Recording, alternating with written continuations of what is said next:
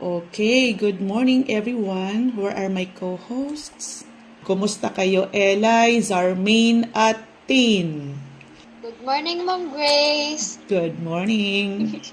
Tin. Morning, Ma'am Grace. Okay. At ikaw, Zarmaine, kumusta ka na? Ma'am, okay naman po. Okay, very good. So what are we expecting today? Ano kaya sa tingin ninyo ang ang pwede nating ma-expect sa araw na ito? Sige nga. Eli, let's start with you. Sa akin, Ma'am Grace, di ba, hindi pa ako nakaka-move on kung saan-saan ako nakarating kakahanap ng maliwanag na space. Maliwanag na space, so din pa din.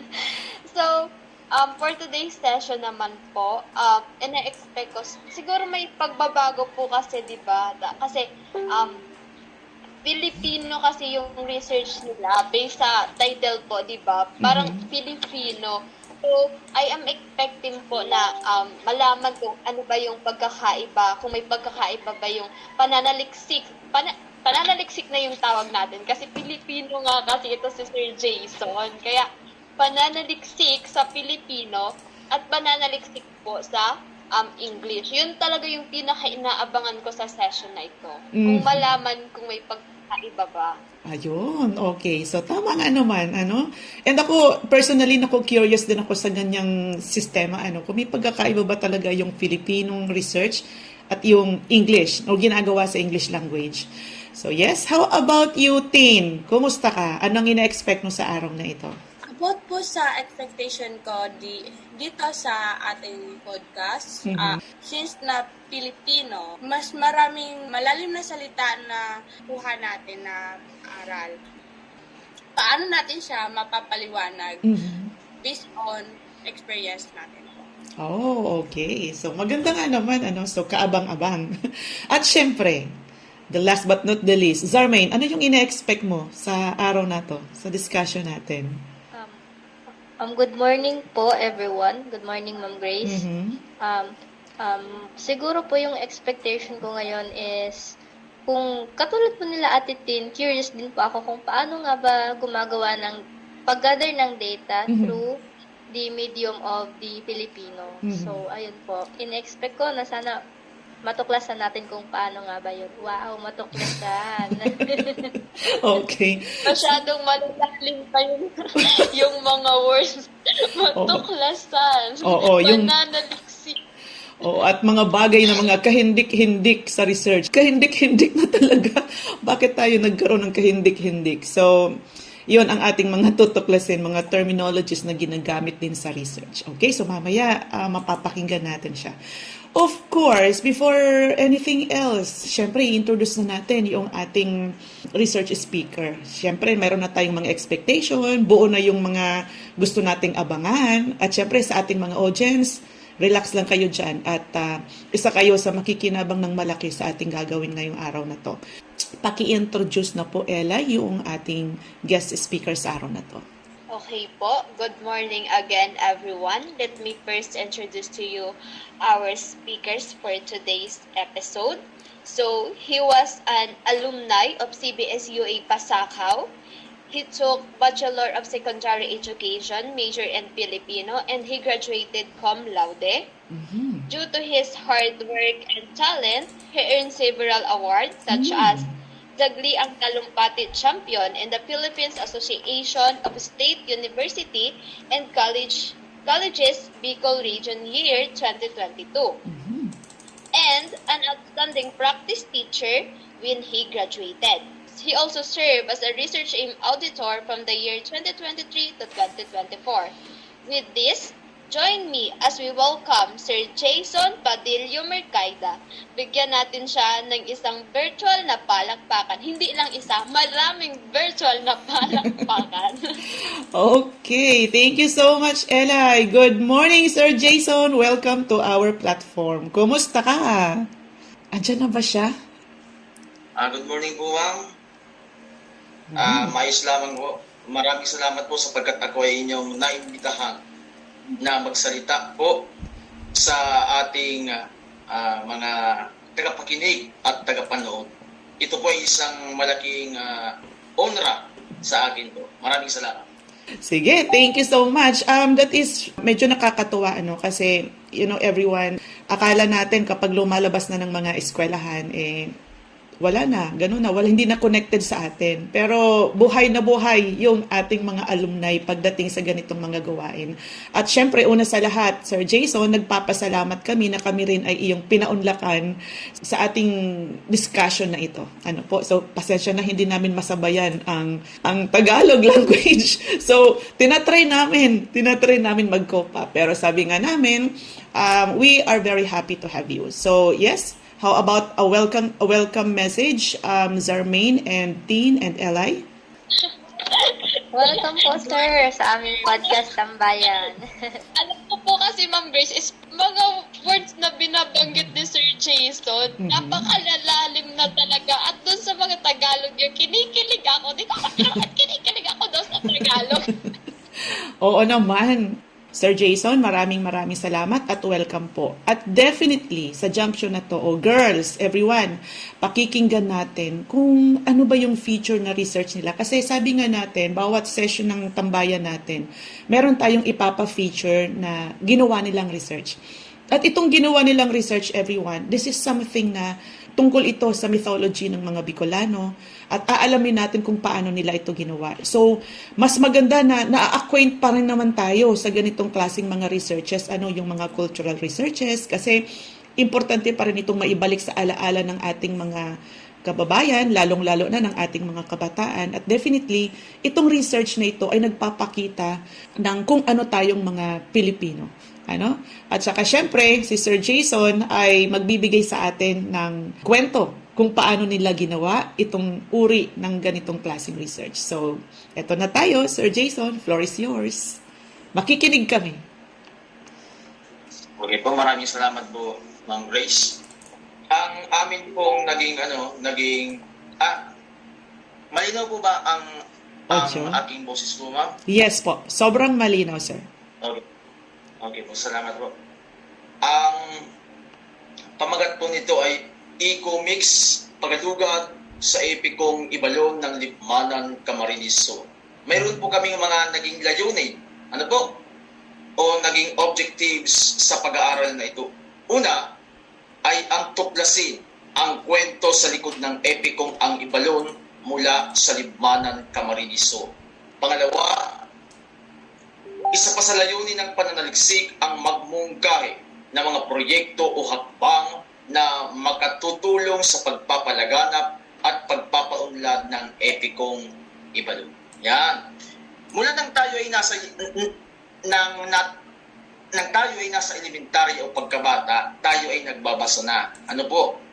Na maaaring ang ating mga magulang, ang ating mga nakatatandang kapatid ay kinukwentuhan tayo ng mga kwento. Sapagkat ang Pilipinas ay napakayaman sa mga akdang pampanitikan. Mayroon tayong alamat, mayroon tayong tula, mayroon tayong pabula, mga ganyan. Napakarami. Maaring pamilyar sa atin ang maraming akdang pampanitikan sa Pilipinas. Subalit may isang nagbubukod-tanging epiko na mula sa Bicolandia. Kung mayroong biag nilamang ang Ilocos region, ang Bicol ay mayroong epiko ng Ibalon. Hindi po ba? Na ito, ang mga tauhan dito ay sina Baltog, Hanchong at Bantong. Na itong mga bayaning ito ang nagpakita ng kahusayan. Itong mga bayaning ito sa nasabing epiko ang nagtanggol upang magkaroon ng maayos na lipunan, upang magkaroon ng maayos na komunidad doon. Ito ay naipasa-pasa lamang sa dila ng mga tao. Sa dila lamang. Dahil noon, wala pang cellphone, wala pang gadget, wala pang laptop, hindi pa moderno. Kaya ang paraan ng paglilibang ng mga tao ay makipagtalastasan o ang magkwento-pintuhan. Dahil ang kanilang libangan. Napakaganda na sa panahon noon, talagang naroon ang pagkikipag-socialize. Talagang buhay na buhay. Na dahil itong epikong Ibalon ay nailimbag sa panahon ng Kastila. Ano po? Sa pamamagitan ng ginawang pagkwentong oral ng mga sinaunang Bicolano, nakarating ang kwentong ito kay Padre Melendreras. Ano po? Ang kumpletong pangalan ni Padre Melendreras ay Padre Bernardino de Melendreras. Yan. At pinanatili naman ni Padre Castaño at ipinalimbag sa Espanya. Kaya na isatitik ang epikong ang Ibalon. Biruin natin yun, yung mga tao noon, nakikipagkwentuhan sila. Narinig ng pari, yun. Sapagkat ibinahagi ng mga Bicolano sa pari at inilimbag din ng pari. At ngayon ay ito ay buhay pa rin. Yan, sa panahon niya ng Kastila. Ngayon, upang maisakatuparan ang pananaliksik, ay pumunta kami sa Libmanan, Camarines Sur, sa barangay Libod 1 at Libod 2. At sa dalawa pang barangay. At doon namin ginawa ang interview, o yung pong data gathering. Ano po? Nagtanong kami kung nalalaman pa nila ang kaligiran. Kapag sinabi natin kaligiran, para mas maunawaan, ito ay ang background ng epiko ng Ibalon, ang kwento at mga tauhan ng epikong ito. Yan. Subalit, ang natuklasan ng mga mananaliksik, kami yon, nakalulungkot. Nakakaunti na lamang ang may alam ng kwento. Minsan, kung alam pa nila ay mali pa o kabaligtaran sa original na kwento ng epiko ng Ibalon. Dahil ang tanging alam na lamang nila po ay ang tauhan si Hanjong. Yun ay 3, At bukod pa yun sa mga supporting characters. Si Hanjong lamang dahil isa sa barangay ng Libmanan ay may pangalang Barangay Hanjong. At may isang pageant ng kalalakihan na Ginoong Hanjong na ginaganap tuwing fiesta sa bayan ng Libmanan. Si Hanjong lang, wala si Bantong at si Paltong. Kaya si Hanjong lamang ang pamilyar sa mga tao. Yun, humingi kami ng opinyon kung anong proyekto o programa ang maaaring gawin upang paunlad ang epikong ito. Sabi ng ilan, ay mayroon naman talaga dati na mga proyekto. Mayroon po, sa ating mga tagapakinig at tagapanood, ay mayroon tayong murals. Yan. Mayroong murals na doon sa malapit sa munisipyo. Subalit yun ay giniba. Yun ay inalis. Dahil nagbago ng administrasyon o nagbago ng mayor sa Libmanan. Nakalulungkot. Ano po? Mayroon daw doong dula-dulaan dati na ginaganap sa entablado tuwing pista. Dahil sa politika at mga politiko ay naalis iyon. Sapagkat alam naman natin na pagdating sa politika ay mayroong mga paglalaban-labanan. Kapag ayaw ng mayor, aalisin niya. Dahil maaaring yung naiambag ng dating mayor ay nais namang palitan ng ibang proyekto ng panibagong alkalde. Dahil yun daw ay giniba yung mural sa tungkol sa epikong Ibalon dahil may itatayong negosyo doon sa bahaging iyon. Mas pinahalalagahan ang ekonomiya. Subalit sa buhay natin, hindi lamang tayo. Sabi nga niyan ni Dr. Virgilio S. Almario, isang national artist, tayo ay hindi nabubuhay para kumain lamang at malamanan ang ating tiyan. Tayo ay nabubuhay para malaman ang ating kasaysayan, para mapaunlad ang ating panitikan at ang ating kultura. Nang giniba iyon, para na rin giniba ang ating identidad bilang mga Bicolano. Sa pagtanong ko namin ay maaari daw gumawa ng mga libro na ibibigay at babasahin ng mga bata. At may nagsabi rin na isali ito sa kurikulum ng mga estudyante. Dahil ngayon, kung hindi ako nagkakamali ay wala akong nababasa ng epikong Ibalon sa mga aklat sa bagong kurikulum ng Department of Education. Yun. Subalit dati, mayroon. Ngayon, mukhang wala na. Mula doon ay nabuo ang kami ay nakabuo ng isang proyekto. Ito ay ang e-comics. Ang ipo ay electronic. Electronic comics. Ano ito? Sa pamamagitan ito ay maaaring mapanood ang e-comics sa mga gadget ninyo o sa anumang oras. Kung ikaw ay nasa jeep, kung ikaw ay nasa bahay, ay maaari mo itong makita. Yung e-comics, hindi lang po siya yung naka-draw. Hindi lang ganon. Yan po. Yan, yung nasa PPT. Yan po. Yan po ay ginawa namin ng video. Kami po ay nag-voice over pa dyan para mas magkaroon ng buhay at magkaroon ng kulay ang e-comics na ito. Yun. Dahil kung babasahin lamang ng mga bata ay maaaring mawala ang kanilang interes dahil alam naman natin na sa loob lamang ng 15 hanggang 30 segundo na pagbabasa, ganoon ay nawawala ang interes ng bata. Subalit kung mayroong voice over, yan, nabibigyan pa ng kulay at buhay ang nasabing bagay. Kaya, isend ko po ito mamaya ang link at maaari po ninyong panoorin. Ito ay hindi na natin mapapanood dahil limitado lamang ang ating panahon. Yan po, ma'am. Okay, so nakakaangha. Ako ay matamang nakikinig at manghang-mangha sa inyong ginawa. Pero pumapasok sa isip ko, may tanong lang ako, Sir Jason.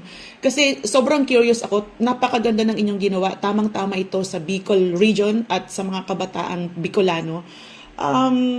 Bakit sa Libmanan? Bakit sa Libmanan kayo nag-aral at hindi dito sa Pasakaw? Curious lang kasi, di ba, meron din tayo. Sa Pasakaw, sinusunod din natin yung ganyan. Pero bakit sa Libmanan? Opo. Doon po kasi, ma'am, sa grupo po kasi namin, si Hana Pakunawa po, ang isa naming kagrupo, ay taga Mambulo, Libmanan, Camarines Sur po. Na nabanggit niya po yung Ginoong Hanjong. Yun po ay isang pageant sa Libmanan. Kaya, nagtanong po kami na, sino si Hanjong? Yan. Sino siya? At doon na nagsimula kung bakit po namin yung mga tanong pong iyon, dahil kami ay nagtipon-tipon, doon na po nabuo na napag-usapan at napagkasunduan na bakit si Hanjong na lang. At doon na napagtagpi-tagpi namin na hindi lamang pala si Hanjong ang bayani doon, kundi si Baltog, si Bantong at si Hanjong po. Yun po. Kaya doon na po nagsimula ang aming pananaliksik at ito ay nabuo. Dahil po yun kay Hana, dahil siya ay taga-Libmanan. Yun po. Okay. So, yun. Ngayon everyone, sa lahat ng mga estudyanteng naririto at nagre-research, ito pala yung isa sa mga na-pick up ko ng sinabi ni Sir Jason. Kailangan, isa sa magandang topic na pwede ninyo palang makuha is yung mga tanong ninyo at yung curiosity na bakit ganito, bakit ganyan. Yung immediate na tanong na halos walang sagot. So, pwede kayong magsimula sa ganong itsura ng pag-aaral. So yes, napakaganda ng inyong pag-aaral at definitely ipopromote natin ito para rin ito sa ating mga kabataang Bicolano para at least aware pa rin sila dito. Pero for sure, itong mga kasama ko ay may mga katanungan, Sir Jason. And of course, uunahin natin si Eli. Sige Eli, tanong mo yung iyong katanungan. So, first of all po, Sir Jason, talagang nakakamangha po ang inyong pananaliksik. Nakaiba po siya. Parang sumasalamin po siya sa yung po bang yung natin na napakagandang aral siya sa atin na kahit anong topic or kahit saan po, pwede nating kahit anong topic pa iyan, pwede tayong gumawa ng research. Parang doon siya sumasalamin. Kasi sino ba mag-aakala na isang epiko pero makakagawa kayo ng ganyang pananaliksik, napaka-unique po. So, curious lang po ako, paano nyo po ba, bakit po ba yan yung naisip ninyo na pag-aralan? Meron po bang naghikayat sa inyo na yan ang inyong pag-aralan? Ah, ito ang aming pinag-aralan sapagkat ito ang aming ito ang aming larang o field na tinatawag natin, na kami bilang mga nagpapakadalubhasa sa Filipino, sa wika at panitikang Pilipino, ay doon dapat nakaangkla ang aming gagawin na pananaliksik. Na dahil kami ay siyasabi nga na kami ang liwanag sa kumunoy at sa dilim ng kamangmangan pagdating sa ating wika at pagdating sa ating politika. Namili kami sa dalawa kung ano nga ba ang siyang bibigyan namin ng sentro o diin, kung wika o ang panitikan. Napag-usapan namin na ang panitikan na lamang ang siyang gawin naming yung doon nakasentro ang aming pananaliksik. At dahil yan, binigyan namin ng diin ang panitikan, at yun din ang aming napili sapagkat dahil rin nga kay Hana Magunawa na pag-usapan namin, yan, at marami ng mga tanong ang nabuo. Nang dahil sa pagtatanong, ay napunta kami sa nasabing epiko. Kaya yun ang aming pinag-aralan. Dahil sa akin din mismo, dahil sa amin ay ako yung leader ng aming pangkat, simula pa pagkabata ay talagang hilig ko na ang pagbabasa. Yung kasaysayan, yung tungkol sa mga panitikan. At nung ako ay nasa grade 6, ang naaalala kong epikong aking binasa ay ang Iag ni Lamam. Kung kayo ay pamilyar, ito ay isang epiko ng Ilocos. Kaya doon, naisip ko, ano kaya kung panitikan ano kaya kung epiko ang gawa natin ng pananaliksik? At doon, yun na ang epiko ng Ibalon, ng Libmanan, Camarines Sur. Yun po ang dahilan kung bakit ito ang aming napili. Wow, okay. So, ayun, again, everyone, sa lahat ng nananaliksik, hindi lang mga katanungan ninyo sa buhay or curiosity, but pwede rin kayong mag-focus sa passion ninyo. So, makakagawa kayo ng research according din sa passion ninyo. So, may follow-up question lang po ako, Sir Jason. Although narinig ko ito kanina na sinabi ninyo, and aware na rin naman tayo kung bakit ninyo ginawa ito, pero again, gusto kong magtanong or bigyan natin ng emphasis, bakit kailangan nating pag-aralan ito? Sir? Napakagandang tanong po niya. Kung bakit natin dapat pag-aralan ito. Maaaring ang karamihan sa mga research ay yung sa science, mga ganyan, tungkol sa medisina, ganyan. Subalit minsan, naiwawaglit natin ang ating sariling panitikan. Sa panitikan natin, masasalamin ang ating kultura. Sa panitikan natin, makikita ang ating pagkakakilanlan. Kung wala ang panitikan, mamamatay ang ating pagka-Pilipino. Bakit? Sapagkat walang ibang gagamit at magpapaunlad ng panitikang Pilipino katulad nitong epikong Ibalon, kundi tayo mismong mga Pilipino. Hindi naman ang mga Amerikano ang magsasaliksik nito. Hindi naman ang mga Hapones, hindi ang mga Koreano, tama ba? Hindi ang mga Afrikano, kundi tayong mga Pilipino. Kaya, kailangan natin itong pag-aralan dahil hindi lamang ang hayop o ang mga species, ang nai-extinct o nai-endanger, kundi ang ating panitikan, ang ating literatura. Kaya, sa pag-aaral din dito, kung mas malaliman mong pag-aaralan at babasahin ang nasabing epiko, dito mo mas mauunawaan ang kulturang Bicolnon, ang pagkakaroon ng mga batas na sinusunod ng mga mamamayan. Bakit? Sapagkat dito sa epiko ng Ibalon, noon ay napaka magulo ng lipunan dahil wala pang mga batas. Ipinakita doon na dahil sa paggawa ng batas ni Haring Hanjong ay naging mas organisado, ay mas naging maayos ang lipunan. Dito rin ipinakita o masasalamin natin ang ating kultura, kagaya ng pagtatanim. Bakit sa pagtatanim?